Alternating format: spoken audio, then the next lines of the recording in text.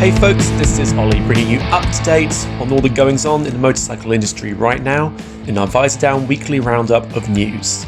Before we get underway, don't forget to hit like and subscribe so we can bring you all the latest news, reviews and discussion from the world of motorcycling. And of course, be sure to log on to visordown.com for your daily fix of two-wheel content. If you have any questions for us, go ahead and comment below the video and let us know which motorcycles you want us to compare and review.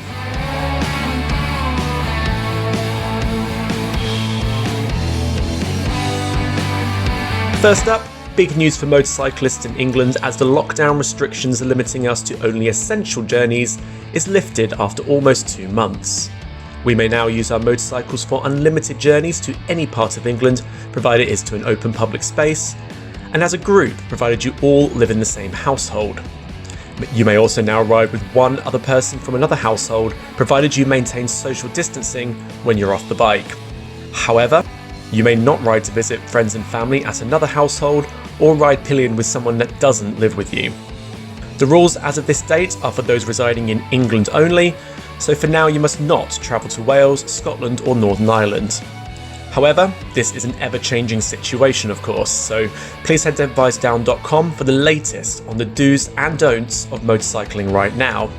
As ever, make sure you ride sensibly, responsibly and safely.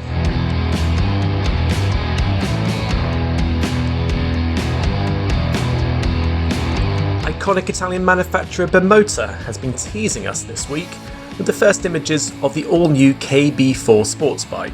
Well, sort of.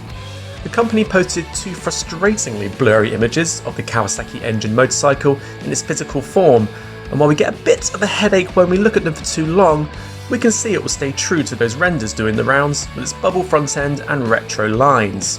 It will be the second new model to arrive from Bimota since it joined forces with Kawasaki, following on from the bonkers Tezzy H2 Hypersport revealed at the EICMA show in November. We're expecting to see the production versions of each motorcycle in the coming months.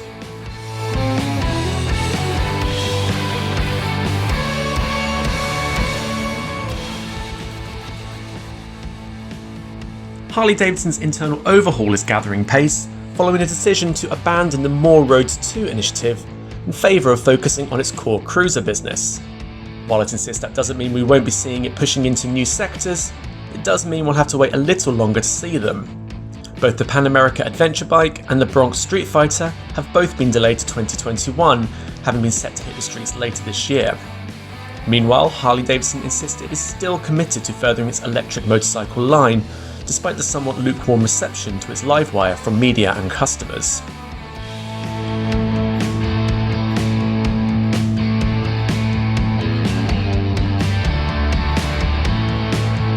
Royal Enfield has big plans to expand its presence in Europe and the UK with a bold new model offensive that will expand its range. Among the plans are building on its Himalayan adventure bike with a larger engine version that will sit above the current 400cc model, plus a retro scrambler to take on Triumph. It is also evaluating a brand new electric motorcycle as well as a production version of the sleek V-twin KX838 concept it revealed in 2008. One of the more bizarre stories doing the rounds in motorsport this week is the brewing spat between Grand Prix champions Giacomo Agostini and Jorge Lorenzo.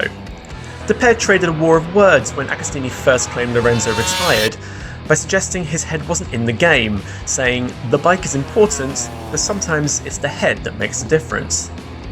That drew the ire from Lorenzo, who snapped back on social media saying, "Do I owe money to this man or what? He says I failed in Ducati. Come on man. How easy is it to talk when you haven't ridden a motorcycle for 50 years? Agostini is having none of it though, saying he has just as much right to criticise Lorenzo as often as he has complimented him, saying, "The truth hurts. I don't need to lick anyone's feet, and just as I have always complimented Lorenzo on doing great things, so I feel free to criticise him when he has failed." So there you go, your move, Jorge.